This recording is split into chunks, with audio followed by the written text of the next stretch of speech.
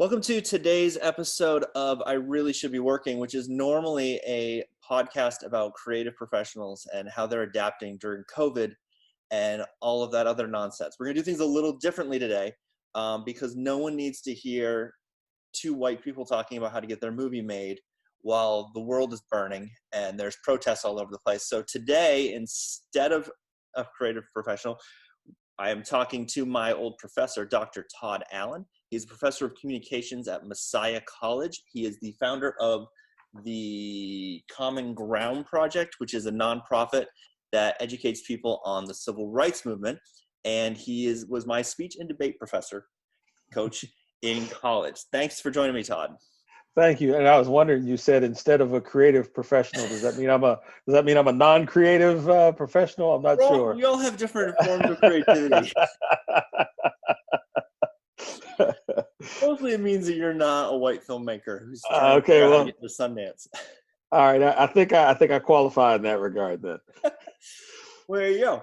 So how are things going where you are? You're in central Pennsylvania.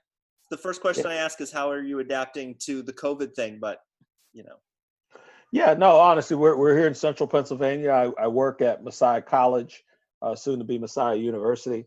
So like just about every academic institution in this country, mid-March, we made the pivot to remote learning. Some parts of that pivot were easier than others. Fortunately, I only had about a month that I had to do that. But we're still, in the ongoing, what is the fall going to look like, and how will we plan for that? And then the state itself is going through, our phases of reopening, and when we fully reopen, what will that look like as well? So a lot of meetings via Zoom.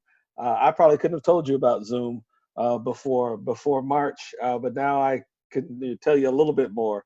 I guess about it. The toughest thing, one of the toughest things, with Zoom and shutdowns is whenever people call a meeting, you can't get out of it because they know you're at home in lockdown. So unless you've got another conflicting Zoom appointment, life gets a little hectic. But we're making it. Well, the beauty with the Zoom things is that they're limited to 45 minutes unless you have the pro account.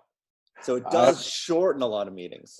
I have the pro account, and I'm connected with a lot of people who have the pro account. So I haven't been in any of those short meetings. So your big thing is you do a civil rights tour, which I've gone on twice, which is 9 days going through the South and hitting all the major sites. So that's, I'm assuming, not happening this year.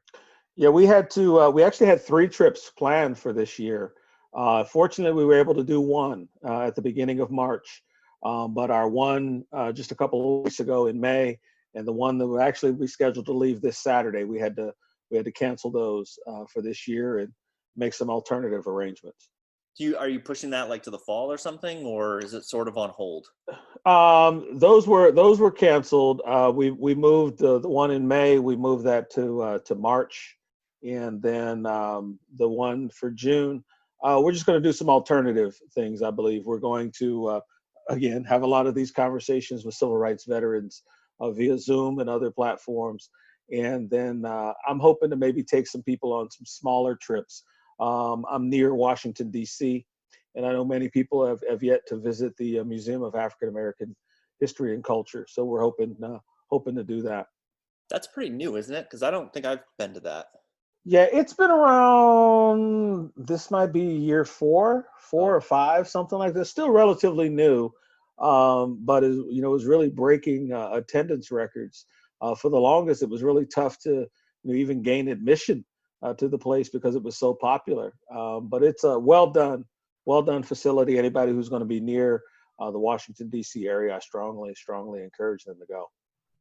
So tell people a little bit about what the bus tour is, because I love the bus tour and I would go every year if I could. But yeah, give people the gist. Well, the interesting thing, just before I give some background of that, you were the first filmmaker to take part in the tour, and you did the first feature on the tour, and so I think that's important to note. You caught us at our very, very beginnings. I have some of the tapes in my attic, I think. I still have what you recorded for us. Cool. So in all the varying formats that you did too. But we call the trip "Returning to the Roots of Civil Rights" because it's an opportunity to do that, to go to many of the key Southern sites of the movement. Now we're aware that the movement occurred not just in the South, but when people think of the movement, particularly the 50s and 60s, they think of the South. And so we head to a lot of those key Southern sites. But I tell people what really gives the tour its power is not just being in the places where that history happened, but with the people who made that history. And that's been probably one of the more recent challenges that we've had. I mean, back when you went, we were in our heyday, and we were meeting, such icons of the movement like Reverend Fred Shuttlesworth and Mrs. Johnny Carr, and Reverend Fred Reese, to name a few. None of whom are with us, anymore, unfortunately. But there's still many, many voices that we meet. I think we're out about 9 days now, about 2,600 miles by the time we're done.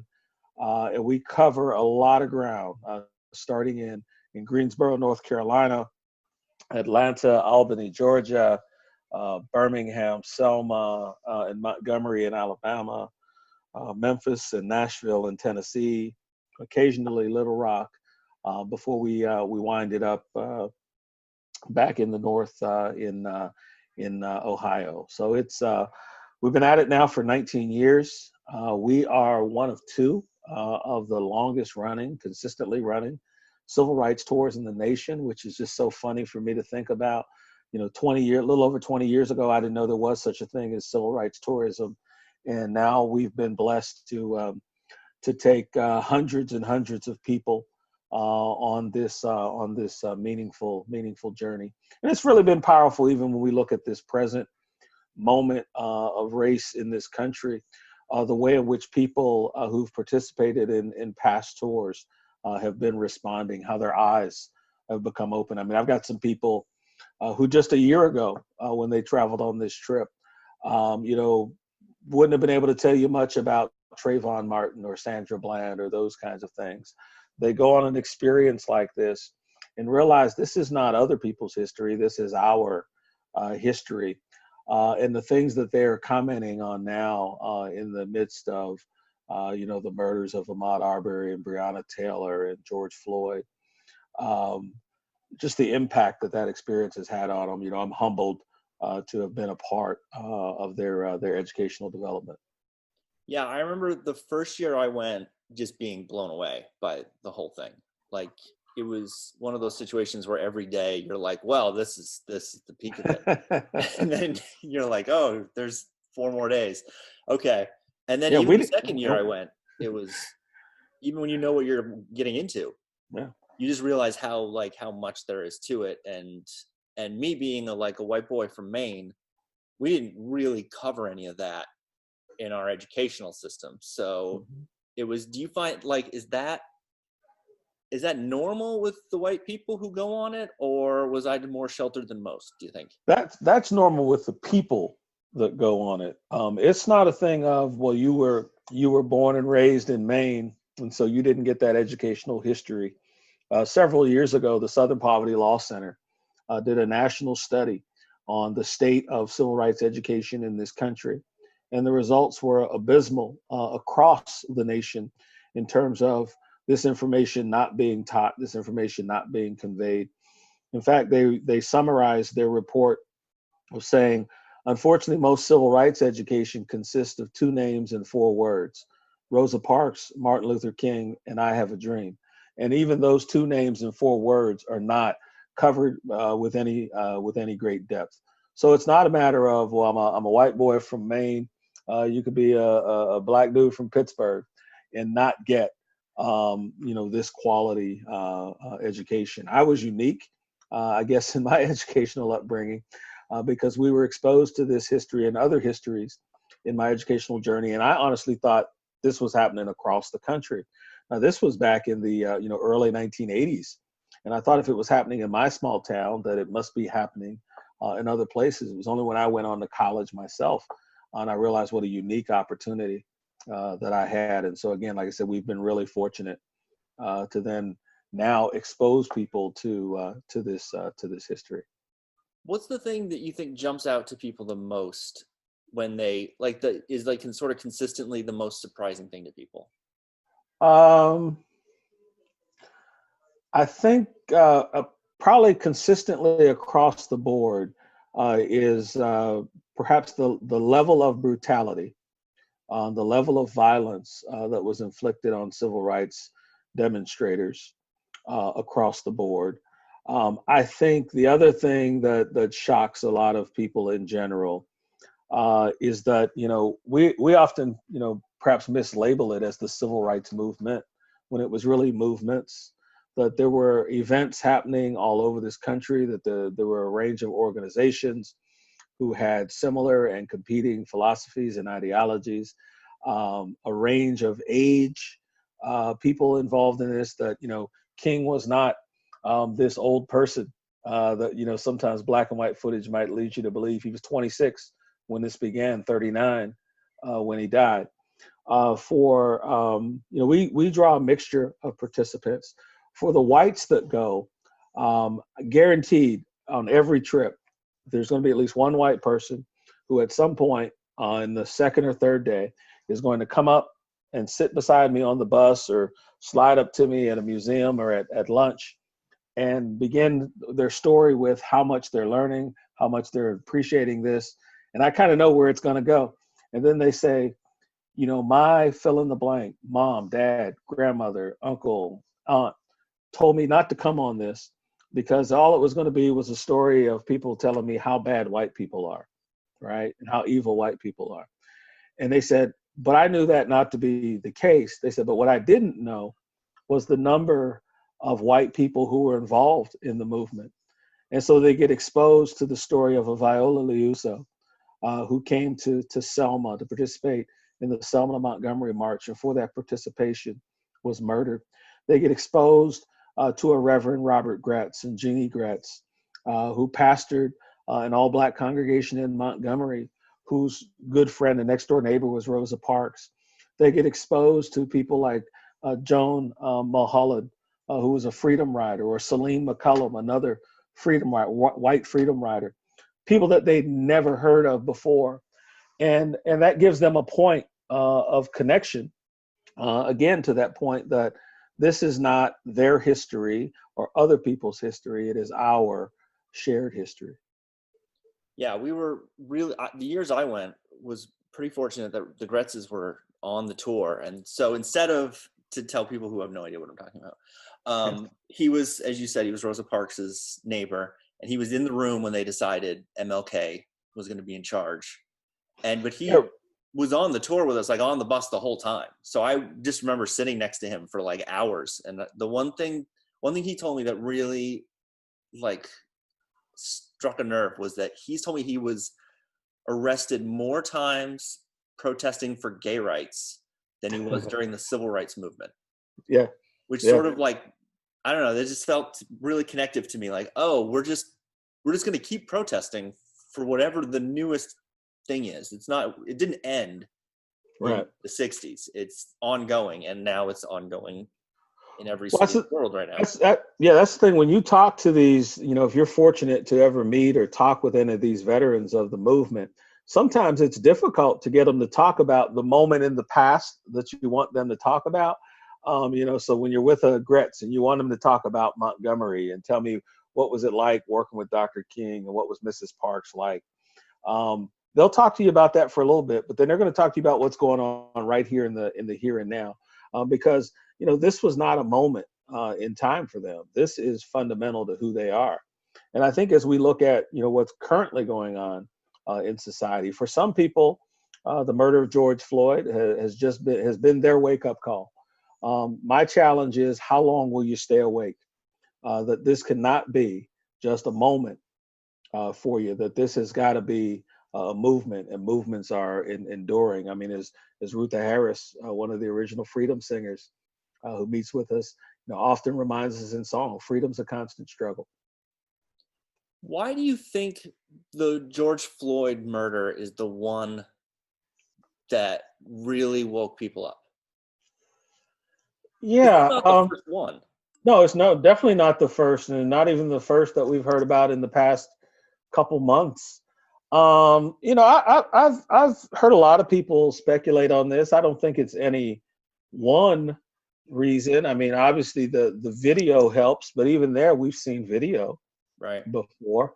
I think just the sheer calculated coldness in that officer's face as he is choking out the life of another human being, ignoring the cries that are going up from the crowd around, ignoring the cries that are coming from that very individual. I think that in and of itself is riveting and chilling. I was actually on a call a couple of nights ago with Minnie Jean Brown, one of the Rock Nine, and one of the things she was saying in this regard is, we're in a midst still of a pandemic, and I don't know what the news is like, where you are, but here for the longest, every news. First of all, I don't think there was any other news happening. But the pandemic, I was like, well, I guess there's no more local crime or even no more local good stuff going on, because that's all the news was. But they would begin off with these death tolls and new case tolls and all that, and I know that was becoming overwhelming for people. And not that you're trying to flee from bad news, but I think for some people they just had some time on their hands, and had to sit with that and see that and see it repeatedly. But again, we could go back to 1955 and the murder of Emmett Till and the courage of his mother to have that image presented nationally. And so people saw what the face of hatred looked like. But guess what? There was a jury of 12 who let those men go free. Right. So that's the fear too that we're in this moment, that there could be a jury that sees what we saw, but does not feel what we feel, and lets them go. I feel like if that happens, then they're going to burn Minneapolis to the ground. Well, it's definitely not going to get any better if that were to happen. And it's not just Minneapolis as well, because again, we still don't. I haven't had a chance to see much of the news today, but we still don't have a conviction in the murder or arrest in the murder of Breonna Taylor. Right. Things have been a little quiet on the Ahmaud Arbery front. So what's going to happen? What's going to happen there? And not to mention now, we're hearing in the news these last couple of days about other cases that have occurred in recent time, but we're just now finding out about them. Right? Mm-hmm. So, do you think part of the reason this took off is, I guess, to dovetail what you said, like there's no sports, there's no movies, there's no social events of any kind, so there's nothing, it has the news, and there's no competition in the news, so yeah, there's nothing else to do. We don't have as many distractions going right now. And I say, even whenever we come out of this, however we come out of this, there are some people, and maybe I said it early on too, but I've learned not to say it anymore, of like, oh, I can't wait till it gets back to normal. But people have got to come to the reality of, did this moment not show you clearly that normal is not working, that it's not working for everybody? Looking in the history, when Dr. King was working on the draft of what we now know as the I Have a Dream speech, it was actually labeled "Normalcy Never Again," right? And that's the kind of spirit that we need to take as we reopen. That it cannot be normalcy, never again, because that's just what was the norm. What has been the norm in this country is not working. What does the norm need to be, do you think? Well, again, I think a new norm that actually seeks to live out and live up to the principles which we like to pat ourselves on the back and call ourselves so exceptional over. It would be great if we just tried living out those creeds. of equality of opportunity, of justice, of dignity, of respect, of value, right? We've, we are never going to be perfect on this side, but it sure would be nice if we made intentional attempts to live out and live into those ideals. What do you think if King were alive right now? What do you Mm. think he would be doing or saying? Mm. If he was Well, if he was 30 years old right now? The cynical side of me wants to say, as I've seen people say on social media, we won't know because we killed him, Right. right? And what does that say about us as a nation? That someone who preached a gospel message of peace, of justice, of dignity. No, we don't like that. I think what he would be saying, we don't even have to guess what would he be saying. We just need to look at what was he saying when he was here. He talked about the triple evils of militarism, right? War, that we are so hell bent on destruction, right? He talked about the issues of poverty and the need for economic redistribution of wealth, right? And he talked about the evil of racism, and that evil of racism that existed in 1968 is that same evil of racism that exists here in 2020. So I think he'd still be speaking on all those things. The question is would we be listening? I hear a lot of people nowadays who want to quote King, and I'm thinking he would have never been invited to your college or university to speak. He would have never been invited to your church to speak. But some of us like our heroes distant and dead, because then we can speak for them rather than them allow them to speak for themselves. Well, it's a lot easier if you can put them in this nonviolent box and just leave them there, in amber. Hey, couple of Super Bowls ago, one of King's actually his sermon that he wanted delivered as part of his eulogy, where he talked about how he wanted to be remembered. It was a sermon against thinking too highly of yourself. It was a sermon against the evils of materialism, was used to sell pickup trucks. That sounds about right. Yeah, I don't think people realize, as I had no idea, that he was, working towards financial reform, and poverty was starting to become a focus in his messages. It's just I think that's a thing that we've conveniently forgotten. Well, what good does it do you to be able to sit at an integrated lunch counter if you can't afford the meal? Right.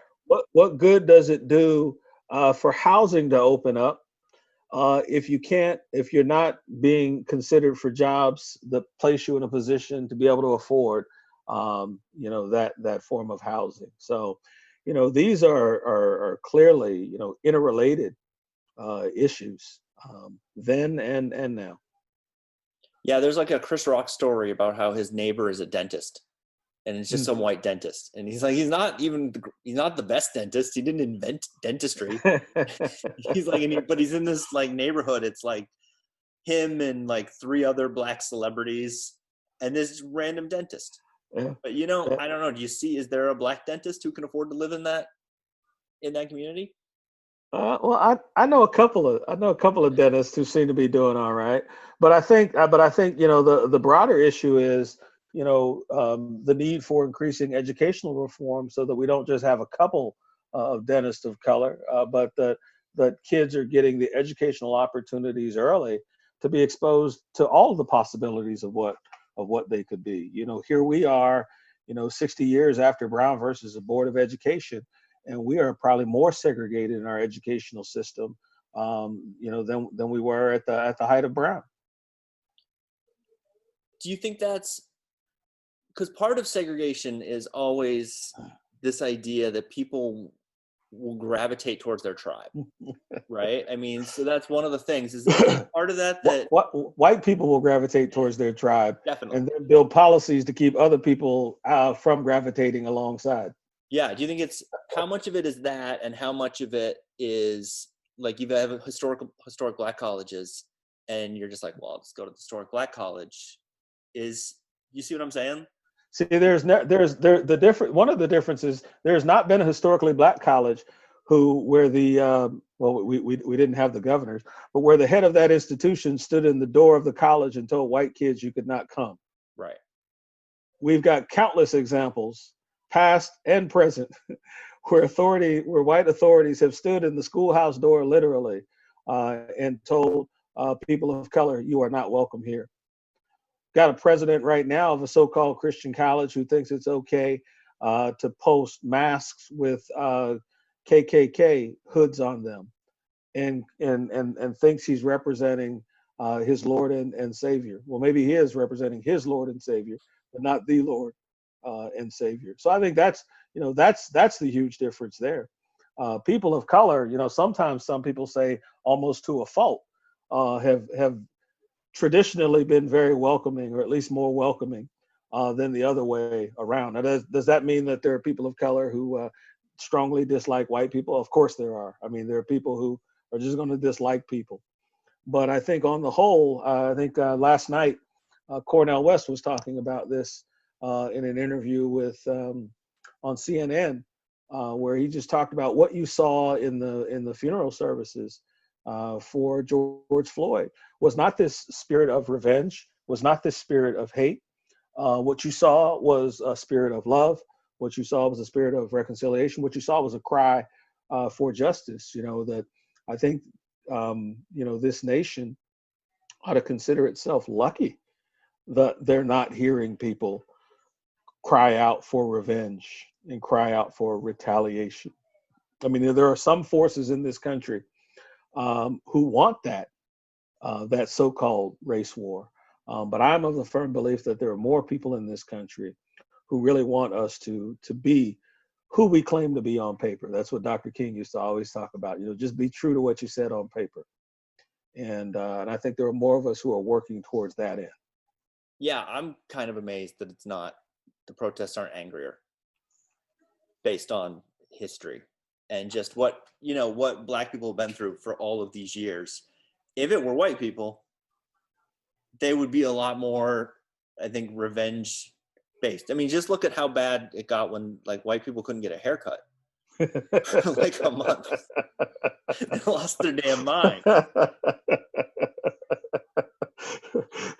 Well, you said that, not me. But the thing that I do chuckle about, connecting this to movement history. I mean, we saw all across this country, particularly angry white men show up at state houses armed. Mm-hmm. Man, last time some Black people showed up at a state house armed, oh yeah, that was when the Black Panthers did that in Oakland, and then we saw all kinds of gun reform and restrictions coming out then. Yeah. So it's just, again, Bryan Stevenson refers to it as the narrative of racial difference. So we've got these narratives of racial difference, these lies about race that we have told ourselves as a nation that make us feel good, but in the process are really hampering us from being all that we could be and that we should be. What are some of those lies? Well, I mean, I think the fundamental lie is that there is such a thing called race, right? Mm-hmm. That we have these categories of Black, white. Now, I'm not saying being colorblind, we can see differences in skin tone, but when we look just at this myth of race, it's a social construction. It is not, biologically sound. I mean, it has some definite social and economic implications for how it gets played out. But this belief that there are some people who are superior and others who are inferior. This belief that there are some people, in some narratives of race, that there are some people who are more people than others. There are some people that are more human than others. Then leads you to policies and practices that say some people deserve more justice than others. Some people deserve more dignity than others. And then we build systems around that and laws and policies and practices around that. I mean, that's what slavery was all about. That's what Jim Crow was all about. And rather than have truth telling about that, we want to, again, pat ourselves on the back, pretend like we passed some laws like voting rights and housing that King marched and we've overcome, and that we're post-racial. The key here is, when are we going to learn to try to start being post-racist? And to get to that point, we've got to start telling the truth about race and the history of race in this nation. I think one of the things that I read this somewhere, that I think it was Italian people were not considered white for a while. And then at some point people just decided they were white.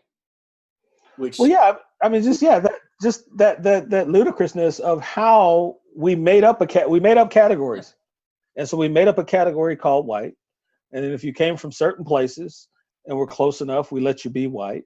But then not everybody got to be white. But then some people, got adopted in to be white. But even with that, we also then came up with policies as a country like the one drop rule. So, we think about an individual like Homer Plessy out of New Orleans, whose name is tied to, the history of separate but equal. But if you were to look at him by all appearances, he would appear white, but he identified as a person of color. I mean, it just shows you how ridiculous these categories are. I mean, I know people who are as light as you, but black.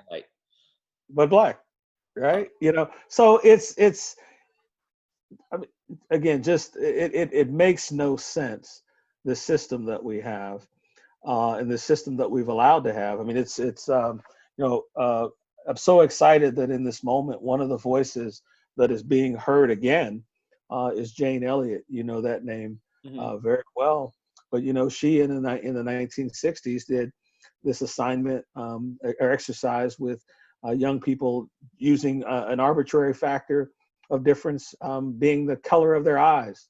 And then she created this whole belief system and watched people buy into these negative perceptions and prejudices about people on the basis of eye color, and watch people even get divided from one another, right? And that's as silly as the eye color difference is as silly as the skin color difference. But we have many in this country and in this world have allowed themselves to live by that silliness. So what do we do if you're just like, is it education? Is that the key thing? Just learning? Because are we just blind to that? I mean, I'm an educator, so Right. Education is part of it. But it's more than that as well. It's what do I do with the information once I have it? It's one thing to have a head full of knowledge. It's a whole other thing to seek to implement it and practice it and live it out and allow it to guide the way that you do what you do. And it's about, having intentionality and a desire to change. I think it's also, part of the more you become aware, honestly, the more depressing sometimes it gets. And not too many people like to deal with the pains of depression, of the grief, of the just the weight that one feels at the current condition. But lament is a strong part of this process as well, feeling the pain of another, and not being dismissive of that. So, I think it's a lot of things that can be done. But I also want to be clear, it's not just a matter of what can I do working on myself as an individual. It's not just what can I do then as an individual and kind of get, me a new friend of color. Interpersonal relationships. Yeah. Interpersonal relationships are important, but that doesn't solve it all. We're also talking about structural issues as well. It requires a degree of boldness. When you see something wrong, not to borrow from TSA here, but when you see something, say something. You cannot continue to be silent, when people engage in a very prejudicial and discriminatory acts against others, or say some of the most vulgar or unkind things about others. Your silence is being complicit in that. And that's across the board. I'm not talking about, things that, white people need to do this. People need to do this. Well, people don't want to rock the boat if they don't have to, historically. But you have to be willing to piss off everybody and stand up on a soapbox and say, this is wrong. This See, needs to stop. I don't even consider it rocking the boat. I consider it doing what's right. Right. And when you do what's right, that might rock some people's boats, but that's not a boat that you wanted to be on anyway. Mm-hmm. Yeah, it's the thing where you unfriend someone on Facebook and you're like, if you don't need these people.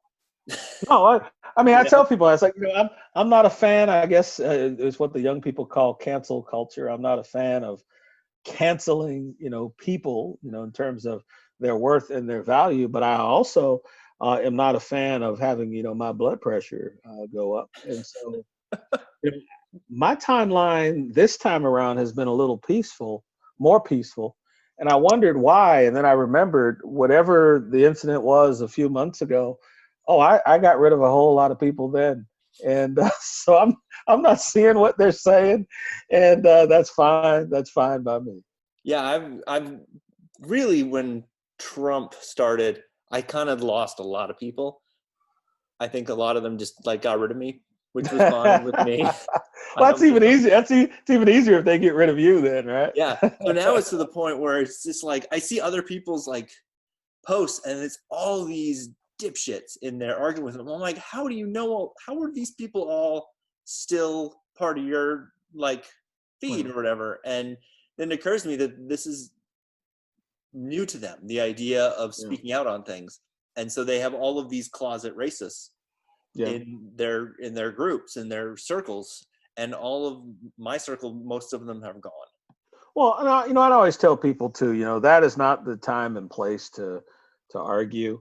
If you really want to have serious conversation with somebody, you make the time to do that. And we've got all kinds of technologies that allow us to do that. As you're scrolling through, and I'm sure, you've done this, I've done this, you see something that somebody posts, you're like, I should respond to that. I generally don't, because I'm thinking, well, they posted it and that's kind of what they're thinking. So I kind of know where they're coming from. And, is my post back going to cause an aha moment for them? Probably not. Depending on the relationship I have with the person, though, I might reach out privately and say, hey, I want to ask you about this. Or, but sometimes I don't want to say ignore, but what I do say is, you don't have to attend every fight you're invited to, right? Mm-hmm. And so, you pick and you choose the fights that you attend. Sometimes what I do is I post something, and then when people start arguing about it, I turn off the notifications to that post. Yeah. And they can just keep arguing. And I go on. Yeah. Oh yeah, I've done that. I've done that too. What's really interesting, especially when you're talking about matters involving, like law enforcement in communities of color. This doesn't happen as much anymore, but early on, I can't remember which incident it was. Again, the unfortunate thing is there's been so many. But I posted something, and I had two friends going at each other, one white, one black, and each, arguing that, that's easy for you to say, come, walk a day in my shoes, and da da da da. Funny thing is, they're both in law enforcement. And I'm like, had y'all taken the time to talk before you attacked, you might have realized one of you is a city police officer, one of you is a retired state trooper. You've actually got more in common here than what you think. But it was just like, I had someone yell at me the other day, and they said, because talking about like how police are overfunded and whatnot, and it's like, well, if you ever left Maine or went to a big city like Portland or Bangor, you wouldn't think that. And I'm like, dude, you have no idea how little time I've spent in Maine.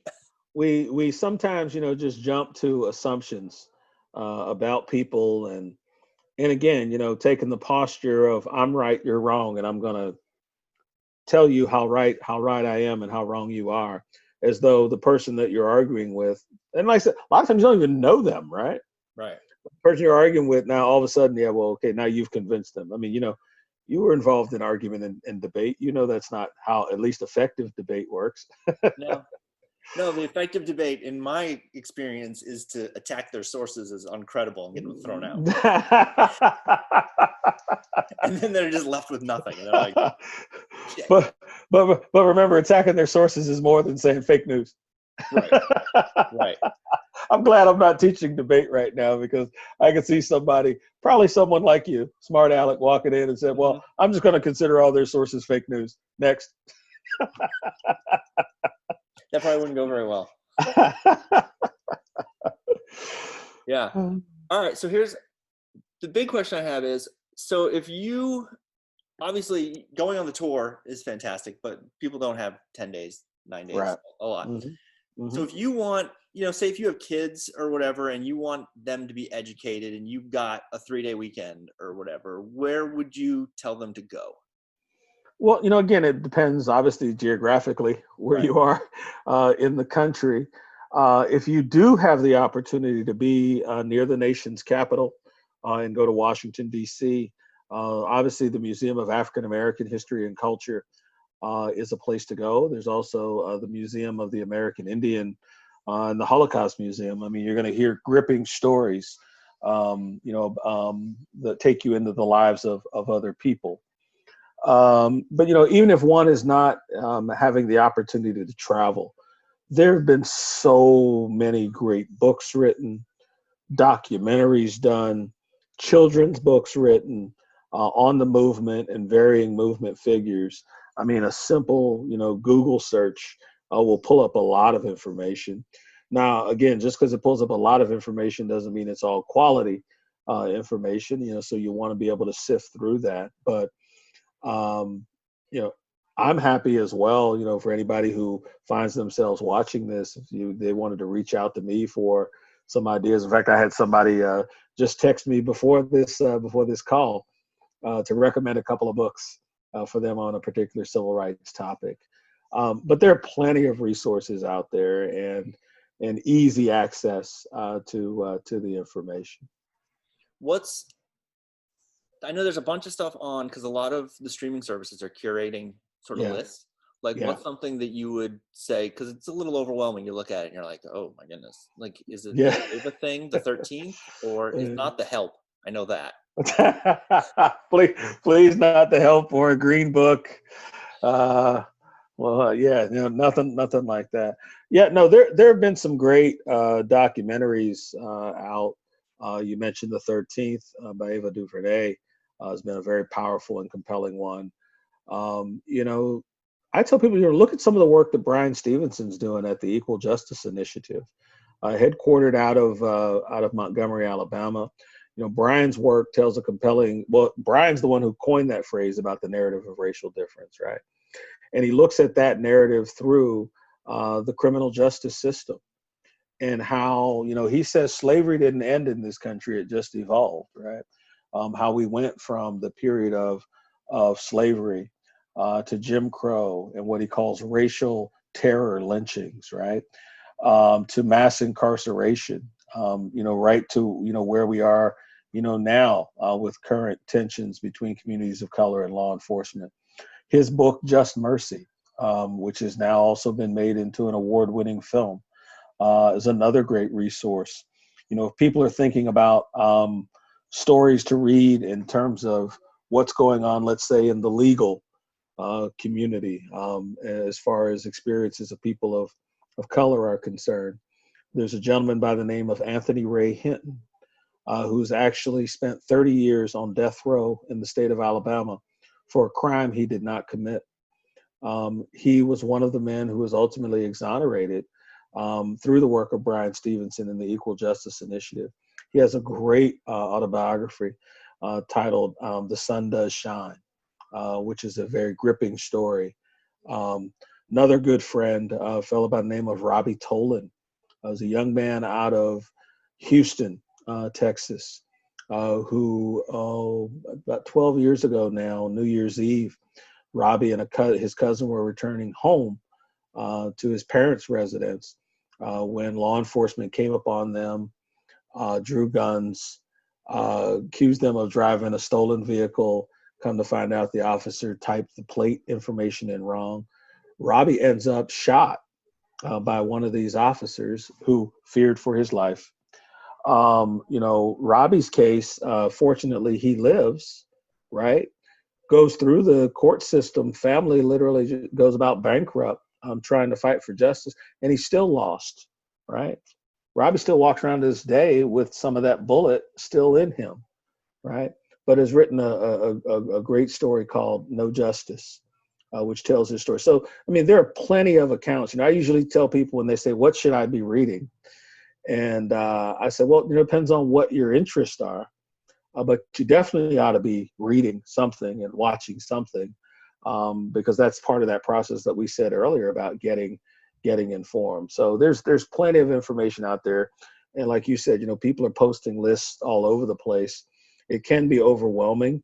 Maybe it's not as overwhelming for me because this is the work that I do, but there's plenty of good information out there. And when people say, well, where should I start? I say, start at the beginning. Start at the beginning. I mean, the key is just start. Right. Just start. You got to enter into the conversation.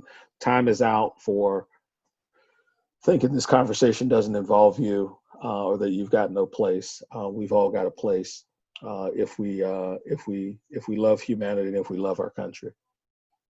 Yeah, I mean, one thing I heard recently that I thought was kind of interesting is people, and feel free to tell me this is stupid, is that when with the COVID thing, and when they were starting to send people back, open up and send people back, that someone, I forget who it was, equated this sort of $10 an hour, quote unquote, essential workers as a form of slavery, or maybe an extension of slavery, where, you've got to go back, or because we're kicking you off unemployment.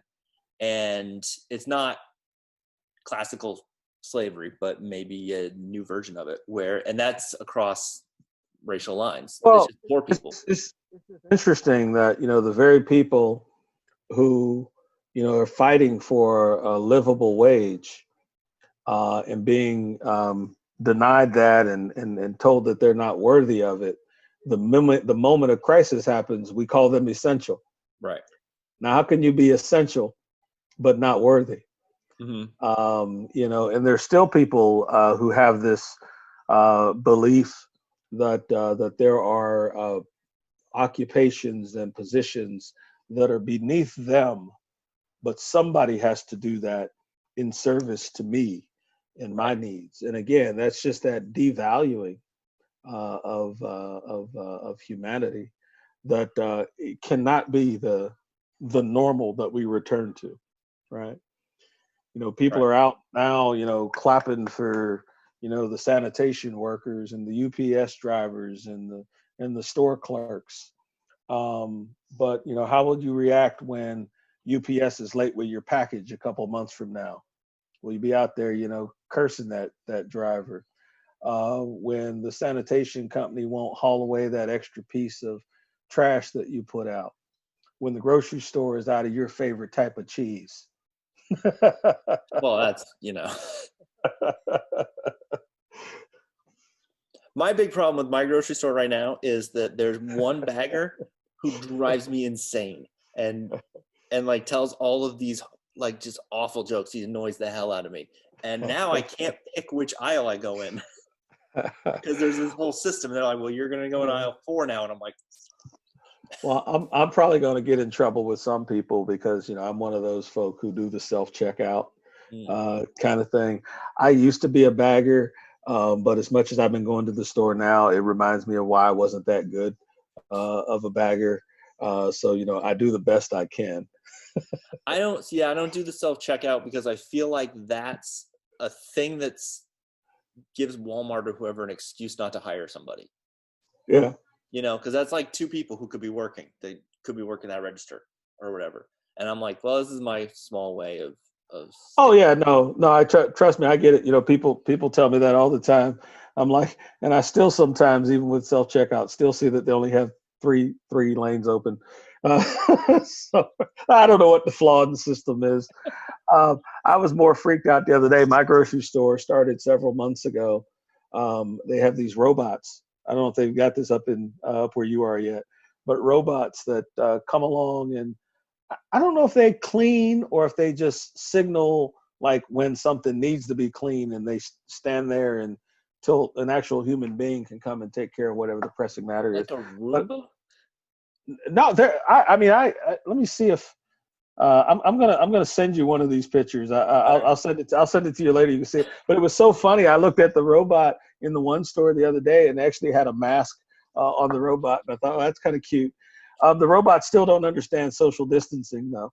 Right. But then I was in another branch of that same grocery store chain the other day, and their robot was not wearing a mask, and I felt some kind of way about that. You know, I've talked to somebody at corporate about these robots. I went into a convenience store here the other day, and there was not a single person in there with a mask on. I turned right around and left. I'm like, nope, this is not a good idea. One thing I wanted to say, like, that I meant to earlier was with the museums on the tour, the Memphis one for me, if you're anywhere near Memphis, yes, like, to me, that was the best one. And I think since the time you've gone, they've renovated it. Oh, really? Mm-hmm. Because you just go through, it's like this history for anyone who's never been there. It's the Lorraine Motel, and it's this history of you're sort of walking through and you're inside, and it's the history of the movement and all these things. And then you get to King's room for the day he was shot, and it's sort of intact, or they've recreated it to what it looked like then. And then you realize that you're standing on about 4 feet away from where he was shot. And to me, that was just a holy shit moment. Yeah, so interesting that you mentioned it. Yes, so it has been renovated since the time you went, because for a year it was closed down while they were kind of redoing the interior. But one of the remarkable things that they did, they never gave the general public access to the balcony. Right. And so for a year, I forget how many years ago this was now, they gave the general public access to the balcony. But I still thought, well, they'll have limited numbers go up. You'll stand at a certain distance from where King was standing. You'll look over there and then kind of turn around and go back down the steps. Mm-hmm. No, you had access to the full balcony. You could literally stand where he was standing. And I know the first time that I went and stood in that spot, it was on a cool early spring morning, and so there weren't many people at the museum, and I was standing in that space by myself. And you just talk about having chills of knowing what happened there, and then you were literally standing right there again. Just a way of bringing the history to life. That the best film, even though there's some great films out there, the best book, though there's some great books out there, just can't do. So yeah, I mean, I'm with you. If you can travel to any of these places, and again, even if some of these are geographically a little too distant for you, I encourage people, look up what was going on in your area. There's starting to be more and more of these local museums and exhibits telling civil rights histories in your respective area. For some people, I have a good friend and former colleague, who was really fascinated with the Underground Railroad. And so, he kind of took the concept of what I was doing on the civil rights side of the 50s and 60s, was like, what, I want to visit Underground Railroad sites. And so, there's, again, just plenty out there. It's having the willingness and the desire to learn. And there's really something powerful about standing in a spot where history happened. Like whether it's the Lorraine or I remember pretty vividly standing in like a crater of what was a Klan bomb at the Gretz house, I believe. Mm-hmm. But just, you wouldn't, once you know that that's what happened there, you're just like, oh, wow. And you wouldn't think it would affect you, but it does.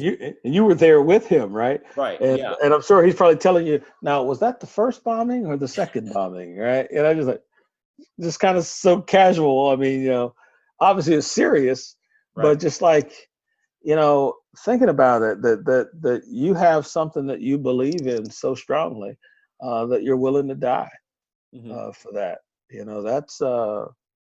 That's a special kind of spirit and boldness and determination. Yeah, and it's hard. I think it's really hard to really dig into this stuff and not have it impact you in a profound way. Mhm. Like I can't imagine going back, like going on a tour like this, or going to these museums, or talking to these people, and then like going home and putting up a Confederate flag.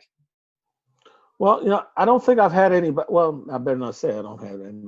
I've had some people who, good friend of mine who's gone on now, Michael Barbado, used to talk about, you know, some people have this unique ability to have the experience but miss the meaning. Hmm. And so I have, unfortunately, had some people who've had this experience, this very intense experience, and have completely missed the meaning. And so they come back and they don't vote. They come back and they only focus on looting, right? Not on the murder of George Floyd.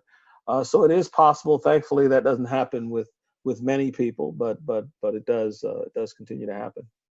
Yeah. All right. So I have one more question for you. Yes. Very important question. I know you're a big Laker fan. Oh, I thought the question was when am I coming to Maine? Well, no. So the big question is, NBA is coming back. The Lakers, how many games did they lose to the Celtics in?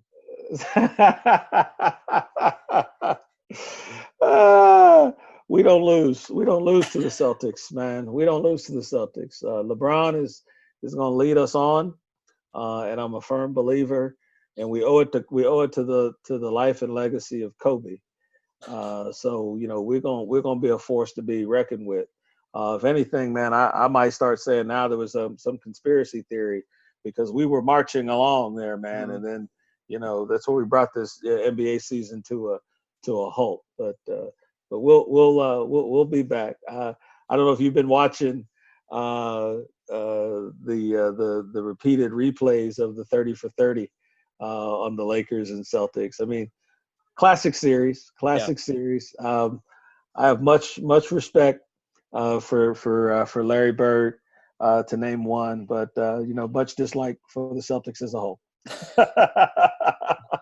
I knew the moment where I knew the COVID thing was going to be okay was when Marcus Smart got it, and then I was like, COVID has nothing on Marcus Smart. All right. Yeah. Well, thank you so much. Man, thank you, man. So good to see you, man, and great to see all that you're continuing to do. And I will get back to Maine, one of these days soon. Awesome. You can double the number of Black people in the state. Will do. I remember we went to a Sea Dogs game, and it was the only Black people you'd seen in the state of Maine. This is true.